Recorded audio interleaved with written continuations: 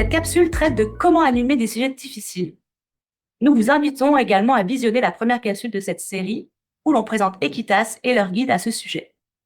Equitas est un organisme fondé en 1967 qui a comme mission de faire progresser l'égalité, la justice sociale et le respect de la dignité humaine grâce à des programmes d'éducation aux droits humains transformateurs au Canada et partout à travers le monde. Cette capsule est animée par Diane Sobanis, qui occupe le poste de conseillère principale en droits humains chez Equitas depuis 2021. Elle a aussi travaillé comme enseignante au Québec au début de sa carrière et pendant plus de 20 ans à l'international. Elle représente Equitas sur le comité de coordination du collectif Ensemble pour l'éducation citoyenne. Dans cette section, nous allons vous présenter deux outils qui vont vous servir à mieux gérer les moments de défi, les moments difficiles. Et ensuite, si on a le temps, on va essayer de mettre en pratique ces stratégies ainsi que les compétences que nous maîtrisons déjà à travers un ou deux scénarios fictifs, si nous avons le temps. Donc, le premier outil, on l'a intitulé outil A. Il s'agit d'un outil de prévention qui permet donc de définir les paramètres de l'espace en étant finalement transparent, le plus transparent possible sur les objectifs de la discussion et puis les limites de l'espace. Donc, ça peut effectivement paraître trop simple, mais croyez-moi, c'est vraiment une pratique qui peut faire une énorme différence.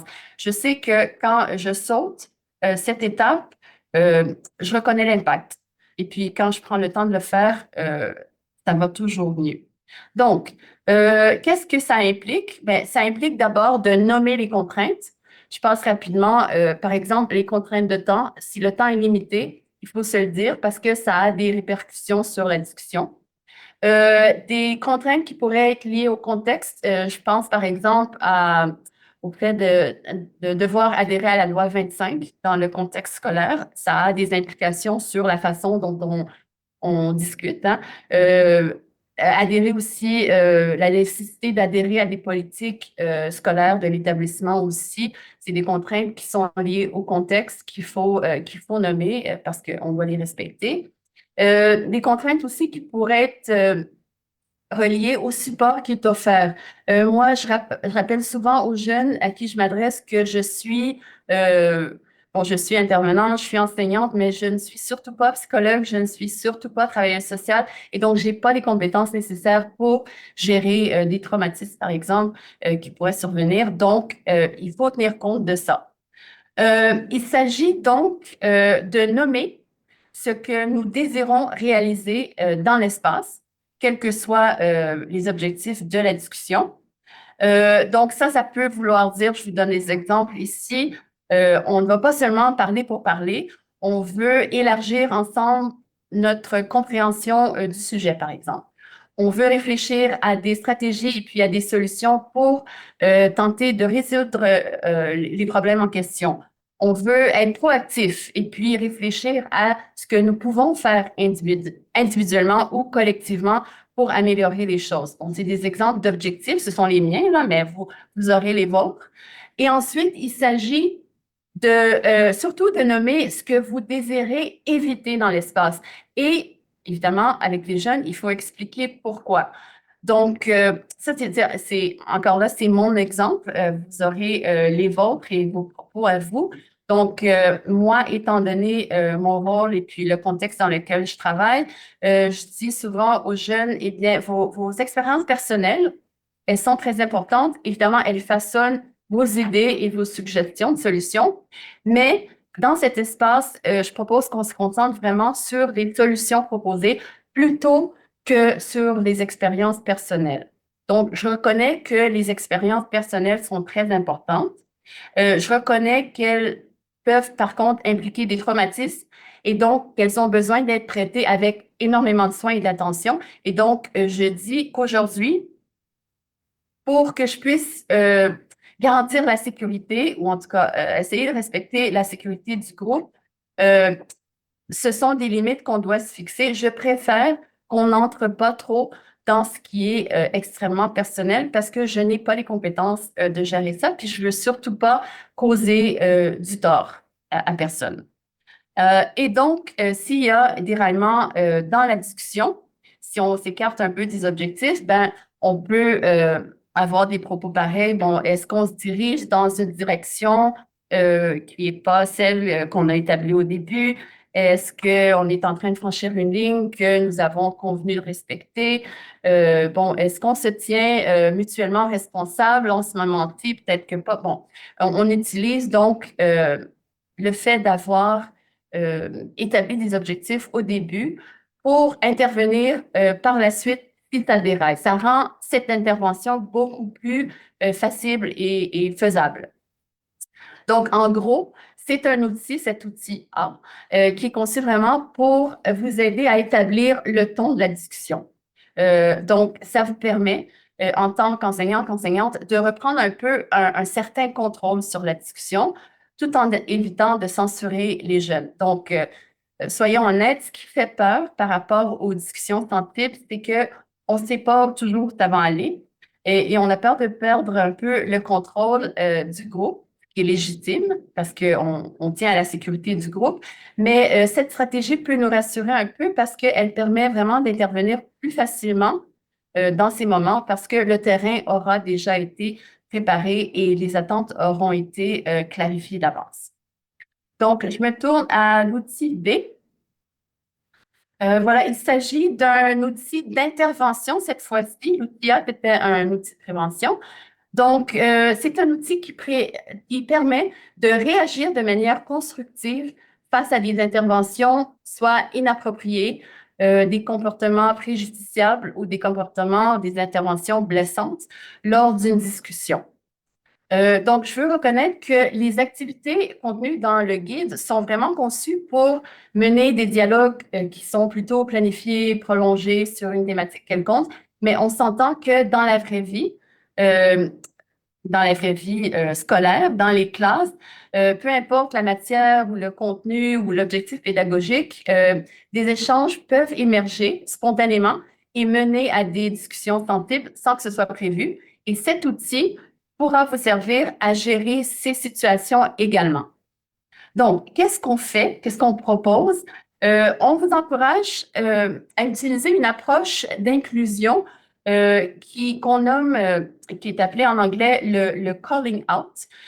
Donc, cette méthode est tirée, vous voyez à l'écran, d'un guide qui a été publié par l'Université Harvard. Et puis, ce guide propose en fait deux approches, le calling in, le calling out. Nous allons délaisser le calling out parce que c'est une approche qui s'aligne pas très bien avec les objectifs pédagogiques du CCQ. Puis de manière générale, ce n'est pas une approche qui est très bien adaptée au milieu éducatif. C'est pas idéal pour travailler avec des jeunes nécessairement. Par contre, le calling in repose, elle, sur des objectifs à proprement dire éducatifs. Donc, c'est quoi le calling in? C'est une invitation, comme le dit le terme en anglais. Moi, je l'ai traduit un peu maladroitement. Je l'appelle l'appel à l'inclusion. Donc, on invite le groupe à réfléchir et on essaie d'optimiser une opportunité d'apprentissage. Donc, on met l'accent ici sur l'éducation, la compassion, le dialogue. Et c'est une méthode qui va nous permettre d'adresser les torts de façon à encourager la réflexion, mais sans isoler, sans aliéner les personnes concernées. Donc, l'objectif, c'est vraiment de préserver les relations en favorisant vraiment la croissance et la responsabilité. Quand est-ce qu'on intervient et quand est-ce qu'on utilise cet outil? Bien, nous, on propose de l'utiliser quand on exprime des propos préjudiciables ou un comportement préjudiciable. On propose de l'utiliser lorsqu'il y a un biais cognitif, donc une erreur de pensée qui est exprimée, lorsqu'on entend des propos qui sont blessants, inappropriés ou qui vont simplement à l'encontre des valeurs, des normes, des politiques de l'institution finalement. Donc, pourquoi utiliser cet outil? Ben, comme j'ai dit tout à l'heure, c'est vraiment pour encourager la réflexion, l'apprentissage à partir d'un incident. C'est vraiment pour aider une personne ou un groupe à envisager d'autres façons de penser, d'autres valeurs ou d'autres approches pour élargir le cadre de réflexion, pour nourrir évidemment la pensée critique. Et c'est pour attirer l'attention, non pas sur la personne, mais vraiment sur les raisons qui ont pu motiver le commentaire ou le comportement. Et surtout, il faut l'utiliser parce que si je ne réagis pas à de tels commentaires, ça peut être perçu comme une approbation de ce comportement. Et puis là, je suis quelqu'un qui aide à perpétuer les inégalités et je ne veux pas ça. Comment le faire? Donc, comment on utilise cet appel à l'inclusion ou le dit calling in? Ben, on fait ça de façon ouverte finalement. On adopte toujours un ton respectueux, bienveillant. On n'humilie pas la personne, on n'exclut pas la personne, on rabaisse pas l'auteur ou l'autrice des propos. On permet à cette personne de s'expliquer. On veut favoriser un dialogue constructif, évidemment. Et puis, c'est pas facile à faire, mais on se met dans un exercice qui nous porte à déconstruire les propos problématiques. Toujours dans une optique d'apprentissage et de sensibilisation. Donc, en posant simplement des questions encore et encore. Pourquoi? Pourquoi on a dit ça? Pourquoi le pourquoi du pourquoi? On renvoie les questions aux élèves et puis on entame une discussion pour déconstruire un peu les pensées, en tout cas pour essayer de le faire. Donc, vous avez sur la prochaine diapo des exemples d'intervention. Ce ne sont que des exemples. Donc, est-ce que tu peux préciser ce que tu entends par là? Tu as dit quelque chose? Est-ce que tu peux expliquer un peu? Est-ce qu'une autre personne pourrait voir les choses différemment? Bonne question. Est-ce que tu as peut-être manqué des morceaux, fait des suppositions? Aide-nous à mieux comprendre ce que tu as dit. Est-ce qu'on peut s'arrêter un peu puis explorer ce qui se dit? Quelles seraient des explications alternatives à ce que nous venons d'entendre? Donc, c'est pas un exercice facile, ça je vous le donne. Il faut faire preuve, évidemment, de tact, de jugement, d'empathie et de professionnalisme, c'est-à-dire qu'il faut vraiment puiser dans toutes vos compétences professionnelles que vous possédez en tant que prof pour utiliser cette méthode. Mais moi, je pense toujours, quand je trouve ça difficile, je me dis l'alternative, c'est quoi? L'alternative, c'est de ne rien dire et de passer implicitement le message que ces déclarations fautives, inexactes, nuisibles, préjudiciables sont acceptées. Et ça, on ne veut pas faire ça. Il en va de même pour ce qui est de mener des conversations sensibles et difficiles. Ce n'est certainement pas une tâche facile, c'est difficile, avouons-le. Cependant, encore, moi, quand je suis nerveuse, quand je me retrouve devant un groupe, je réfléchis à l'alternative, pardon, qui est celle de renoncer au dialogue et d'enseigner aux jeunes que certains problèmes sont beaucoup trop complexes et puis ils peuvent pas être abordés.